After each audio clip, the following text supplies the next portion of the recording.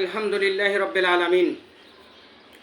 শুকরিয়া আল্লাহ পাকের দরবারে লক্ষ শুকরিয়া যে আল্লাহ তাআলা আমাদেরকে হায়াতে বরকত দান করেছে এবং এ পর্যন্ত যত হায়াত পেয়েছি, শুকরিয়া আল্লাহ পাক যে যতটুকু হায়াত পেয়েছি সেই হায়াতের মধ্যে আল্লাহ পাকের কি কি কাজ আমাদের করার দরকার বা করেছি।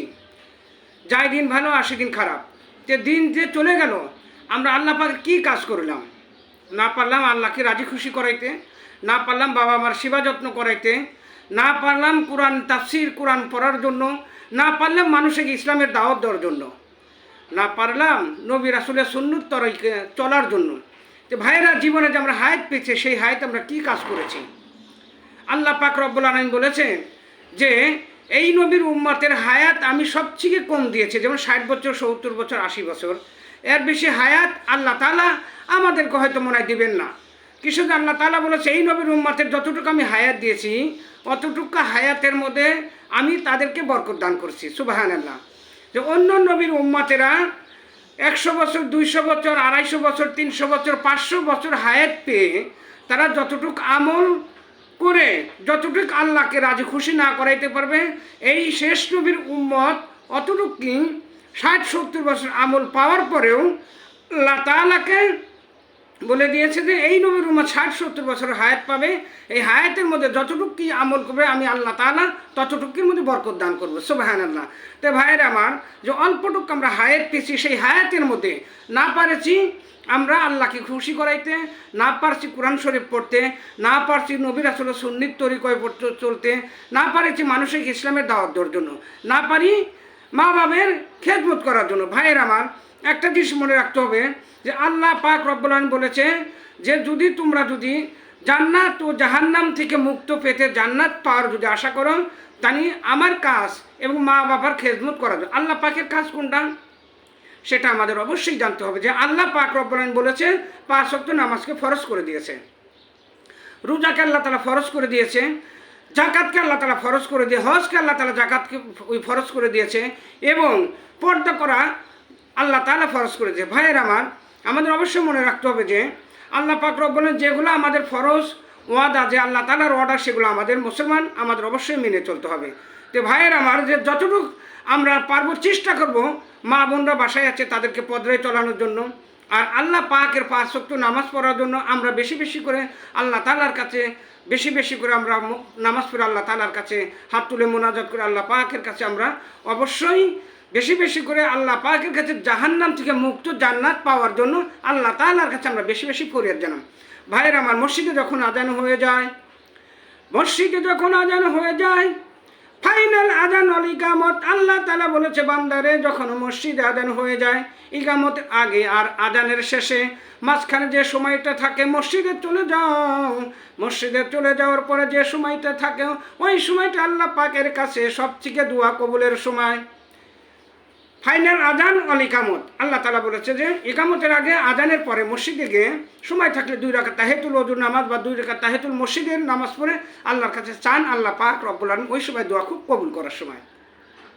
এই জন্য ভাইরা আমার, অবশ্যই আমাদের মনে রাখতে হবে, এই জন্য গোলামি করতে হলে কার গোলামি? দেখবেন আমাদের সমাজের কিছু ভণ্ড লোক আছে, দেখবেন 5টা 7টা গলার মধ্যে তফসি বিভিন্ন কালার, তার পাশার মধ্যে দেখবেন যে লাল কাপড় দিয়ে পরা, কেউ সাদা কাপড় দিয়ে পরা, কেউ কালো কাপড় দিয়ে পরা, গাও খালি, চুল দেখবেন এলোমেলো, সে কখনো অজু করাও থাকে না, তার শরীর দিয়ে গন্ধ বের হয়ে গেছে। আমাদের সমাজে কিছু লোক আছে যে এই ধরনের লোককে তারা পাইলে বাবা বলে ডাকে, ওরা বাবার হচ্ছে ভণ্ড, তার শরীর দিয়ে গন্ধ বের হয়ে গেছে, তার অজু নাই, নামাজ নাই, রোজা নাই, হজ নাই, জাকাত নাই, কিছুই নাই, তার ভিতর কিছু নাই, সে কীভাবে বাবা হতে পারে? ভাইরা, সমাজে কিছু লাগছে, এটা হচ্ছে ভণ্ড, এটা হচ্ছে মুর্শিদ ভণ্ড। এই ভণ্ডকের সাথে যারা মুসলমান আমরা চলাফেরা করি, যারা বেশি তাদেরকে খেদমত করি, মনে রাখবেন ওই ভণ্ডর সাথে আরও 5টা ভণ্ড যোগ হয়ে যায়। ভণ্ড পীর নয়, এরা পীর নয়। পীর যেটা সেটা হক্কানি পীর, সেটা পীর ধরেন কাজে লাগবে। সে পীরেরা কখনো বলো না তোমরা নামাজ পড়িও না, পীরেরা কখন বলো না তোমরা রোজা করিও না, পীরেরা কখনো বলো না তোমাদের ওই অজু করা লাগবে না। কিছু ভণ্ড আছে যে অজু করা লাগবে না, অজু ছাড়াই তোমাদের নামাজ, ও নামাজ তো পড়েই না, আর অজু থাকেই না, কীভাবে তারা হচ্ছে? তারা ভণ্ড। এই জন্য আমাদের আল্লাহর সাথে বন্ধুস্থা করতে, ভণ্ডর সাথে নয়। ভণ্ডর সাথে বন্ধুস্থা করা আমাদের যাবে না। আমরা মুসলমান, মনে রাখবেন, মুসলমান সবথেকে আমাদের জাতির মাথার মুকুট, সবথেকে উন্নত মানের একটা, সেটা হচ্ছে মুসলিম ধর্ম। আল্লাহ পাক রব্বুল আলামিন সেটা বলে দিয়েছে কোরআনের মধ্যে, মুসলিম ধর্ম সবথেকে জাতির মাথার মুকুট। এই জন্য মুসলমানের আলাদা একটা সম্মান আছে, ভণ্ডর কাছে নয়। আল্লাহ পাকের কাছে হাত তোলেন, আল্লাহ পাকে সিজদা করেন। সিজদা করে যার পায়ে সিজদা করবেন না, আল্লাহ পাক রব্বুল আলামিন এই পুরা মাথাটা আল্লাহ তাআলা নিজে বানিয়েছে। আর এই দেহটা, এই বডিটা, পা থেকে শুরু করে বডিটা আল্লাহ তাআলা বানিয়েছে ফেরেশতাদের মাটি দিয়ে। কিন্তু এই গলার থেকে শুরু করে পুরা নাক, জিহ্বা, মুখ, চোখ, কান, মাথার ব্রেন আল্লাহ তাআলা নিজে বানিয়েছে। কিসের জন্য জানেন? আল্লাহ পাক রব্বুল আলামিন বলছে, এই পবিত্র মুখ যে জানে আমাকে ডাকতে পারে, পবিত্র এই কান দিয়ে জানে আমার এলেম শিক্ষা শুনতে পারে বা পড়তে পারে, জিহ্বা দিয়ে জানি আমাকে লাড়িয়ে লাড়িয়ে জানি আমি আল্লাহকে ডাকে, এই কপাল দিয়ে জানি সিজদা করতে পারে, আমি আল্লাহর কুদরত পাই সিজদা করতে পারে, এই চোখ দিয়ে জানি আমি আল্লাহর কোরআন দেখে দেখে পড়তে পারে। এই জন্য আল্লাহ পাক রব্বুল বলেছি এই বডিটা শুধু ফেরেশতারা বানিয়েছে, আর এই গলা থেকে এখানে পুরো মাথাটা আল্লাহ পাক রব্বুল আলামিন নিজেই বানিয়েছে। ফেরেশতাদের বানিয়েছে ঠিক আছে বডিটা, কিন্তু আল্লাহ পাকের ওয়াদায়, আল্লাহ পাকের ওয়ার্ডারে বানাইছে, ফেরেশতারা বানিয়েছে বডি। এই পুরা গলার থেকে এখানে মাথাটা সেটা আল্লাহ পাক নিজে তৈরি করেছে। সুবহানাল্লাহ। এই জন্য ভাইয়ের আমার, আমরা বন্ধুস্থা করবো কার সাথে? সেটা আল্লাহ পাকের সাথে, কোনো মুশরিকের সাথে নয়, ভণ্ড পীরের সাথে নয়। ভণ্ড পীরের গালে জুতা মারো তালে তালে, এটা কথাই বলে না পোলাপান? ঠিক কথা বলে। কিসের জন্য? হচ্ছে মুশরিক ভণ্ড। শরীর তো গন্ধ বের হয়েছে, পুটকির সাথে লাল একটা তেনা পরে, লাল একটা কালো একটা তেনা পরে, গলার মধ্যে 5টা 7টা সবজি জ্বলায় খালি গায়। এই লোকের তারা, আমাদের মুসলমান কিছু সমাজে কিছু লোক আছে, তারা বলে বাবা। নাউজুবিল্লাহ, নাউজুবিল্লাহ। বাবা সবাই হতে পারে না। আল্লাহ রসুল বলেছে বাবা সিনি যে জন্মদাতা পিতা, সিনি হচ্ছে বাবা, তাছাড়া বাবা হওয়ার কেউ সম্ভবও নাই। একটা কথা শোনেন, আল্লাহ পাক রব্বুল আলামিন, আল্লাহ রসুলের একটা পালতো ছেলে ছিল, তার নাম হচ্ছে জাহিদ। তার নাম কি? জাহিদ। জাহিদ কখনো আল্লাহ রসুলের কাব্বাকে ডাকেন। আল্লাহ রসুলে বলেছে আমি তোমার বাবা না, আমি পালছি, ঠিক আছে? তাই বলেন আল্লাহ রসুল যদি এই কথা বলেছে, পালতো সন্তান, তার মুখেও আল্লাহ রসুল বাবা মা, কখন বাবা ডাক শুনতে চান নাই কে? কিসের? যে জন্ম দেবে সেই হচ্ছে বাবা। আর আমরা ভণ্ড পীরের ডাকি কি? বাবা।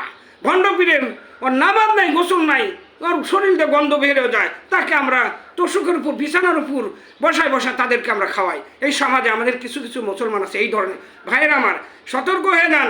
বাবা আপনাকে জান্নাত দিবে না। বাবা নামাজ পড়তেই বলেন, নামাজ পড়তে হবে না, রোজা রাখতে হবে না, মানে হজ করতে হলে তোমরা জান্নাতে চলে যাবে। এত সোজা, এত সোজা জান্নাত। জান্নাত শুধু দিতে পারবে সে আল্লাহ পাক, কিন্তু যদি কাজ করেন সেই আল্লাহ পাকই আপনাকে জান্নাতে নিতে পারে। আল্লাহ রসুল সাল্লাল্লাহু আলাইহি সাল্লাম মা ফাতেমাকে একদিন বললে, ও আমার কলিজার টুকরা মেয়ে ফাতেমা, তুমি নবীর মেয়ে, বা হাসরের মাঠে নবীর মেয়ে, দোহাই দিয়ে তুমি জান্নাত পাবে না। তুমি সমস্ত মহিলাদের সুপারিশকারী, সর্দারিনী, মহিলাদের জান্নাতের সর্দারিনী তুমি, এই হিসেবে তুমি জান্নাত পাবে না। হাসরের মাঠে তোমার জবাব দিতে হবে, এই কবরে তোমার জবাব দিতে হবে। কবরে তুমি যাবে, জবাবটা দিবে, তোমার আমলটা যেন এই জন্য ভালো হয়। তুমি নবীর মেয়ে দোহাই দিয়ে জান্নাতে যাবে? সম্ভব না, এটা সম্ভব নয়। এই জন্য বলা হয়েছে যে তোমার আমলটা জানি ভালো হয়। বলেন আল্লাহ রসুল যদি মা ফাতেমাকে এই কথা বলে থাকে, জানি এই উসিলায় জানি আমরা কি, আমাদের কে আছে? বাবা জান্নাতে দিবে। বাবা জান্নাতে যেতে পারবে কিনা এটা সন্দেহ আছে। জান্নাত এত সোজা না, আবার জান্নাত সোজাও আছে। আল্লাহর কাম করেন, কোরআন পড়েন, আল্লাহর মানুষের সাথে ভালো ব্যবহার করেন, মানুষের ইসলামের দাওয়াত করেন, আল্লাহ পাক আপনার জান্নাত দিয়ে দিবে। ভাইয়েরা আমার, ভণ্ডর সাথে আমরা চলাফেরা, ভণ্ড পীরের সাথে আমরা না চলে। এই জন্য ভণ্ড পীর যদি গ্রামে আসে, তাদের জুতাদের বাইরে গ্রাম থেকে তারাই দিবে, সব ঠান্ডা হয়ে যাবে, সব ঠান্ডা হয়ে যাবে। ভণ্ড পীর এগুলাকে কখনো আপনারা ভণ্ড পীরের পায়ে সিজদা করবেন না। কিশোর সে নিজেও ভণ্ড, তার পীর মুর্শিদ যারা ধরেন তারাও ভণ্ড। এই জন্য আমরা গোলামি করলে কার করব? একমাত্র আল্লাহ পাক রব্বুল আলামিন, আল্লাহ পাকের গোলামি করব, দ্বিতীয় কারুর নয়। সেবা যত্ন করতে হলে সেটা মা বাবার পায়ে সিজদা করো, মা বাবাকে সেবা করো, মা বাবাকে সেবা করে রাজি খুশি যদি করতে পারো, মা বাবাকে যদি তুমি তোমার দোয়া যদি নিতে পারো মা বাবার কাছে, আল্লাহ তাআলা আপনাকে জান্নাত দিয়ে দেবে। কিন্তু ভণ্ড না, এই যুগে ভণ্ডতে ভরে গেছে, নামাজ কালাম নাই, ভণ্ডতে ভরে গেছে, ভণ্ড পীরে ভরে গেছে। সেসব ভণ্ড পীরের দরবারে আমরা বড় বড় বিশাল আকারে গরু মোষ হাজার হাজার টাকা খরচা করে আমরা ভণ্ড পীরের মাজারে যা, আমরা ওইখানে দোয়া করি, ভণ্ড পীর বাবা আমাকে দাও, নাউজুবিল্লাহ। এটা সেই রেক, আল্লাহ পাক বলছেন সেই রেক গুনাহ কখনো আমি আল্লাহ তাআলা মাফ করবো না, সেই রেক আমি আল্লাহ তাআলা মাফ করবো না। ভণ্ড পীরের বাবার দরবারে চাওয়ার আপনি কে? ভণ্ড পীরের বাবার দরবার কেমন চাবেন? সে তো এমনি ভণ্ড পীর, তার দরবারে যা আপনি এভাবে চাইলেন, ঠিক আছে। আপনি মাজারে চলে গেছেন, হক্কারি পীর মাজারের, আপনি বাইজিত রহমানের মাজারে চলে যান, তারপরে আপনি হচ্ছে শাহজালাল মাদার, ওখানে যা দোয়া করেন, ওখানে দোয়া করেন, দোয়া করলে পারে সেই দোয়া সবাই শরিক হয়ে যাবে। দোয়া করেন। আমাদের মধ্যে আছে বাবার দরবারে যা ওই কবরের মধ্যে গড়াগড়ি পারে, সন্তানকে জামাই খুলে গড়াগড়ি পারে, নাউযুবিল্লাহি মিন জালিক। এইরকম সেরে কি আল্লাহ তাআলা কখনো মাফ করে না। যে ভাইরা আমরা বুঝতে পেলাম অবশ্যই ভণ্ড পীরের কাছে আমরা যাতে না যাই, আমরা আল্লাহর কোরআন পড়ি, 5 ওয়াক্ত নামাজ পড়ি, হালাল রিজিক পেটে ধারণ করে আল্লাহর গোলামি করি। আল্লাহ পাক রব্বুল আলামিন সন্তুষ্ট করতে পারলে আল্লাহ তাআলা আমাদেরকে জান্নাতে। ভাই এই দুনিয়ায় কতদিন বাঁচবেন? আমি কতদিন হায়াত পাবো, আপনি কতদিন হায়াত পাবেন? এই ভণ্ডর পিছে ঘোরা বাদ দিয়ে দেন। এই জন্য বলা হয়েছে ভণ্ডর পিছে ঘোরা বাদ দিলে ফেলেই আল্লাহ তাআলার যদি কাজকর্ম করতে পারেন, আল্লাহর ওয়াদাগুলো পালন করতে পারেন, আর নবী রাসূলের সুন্নত নিয়ে যদি আপনি কবরে যাইতে পারেন, আল্লাহ পাক রব্বুল আলামিন অবশ্যই আমাদেরকে আল্লাহ তাআলা মাফ করে দিবেন। আসসালামু আলাইকুম ওয়া রাহমাতুল্লাহি ওয়া বারাকাতুহু।